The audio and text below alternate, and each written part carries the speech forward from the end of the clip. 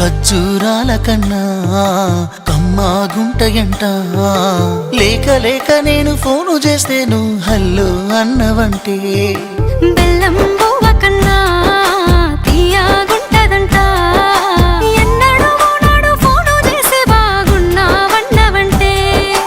ఏడాది ఎండల్లో ఉంటేనై మోస్తున్న నా బతుకు కష్టాలని పిల్లని చెయ్యి పట్టాలని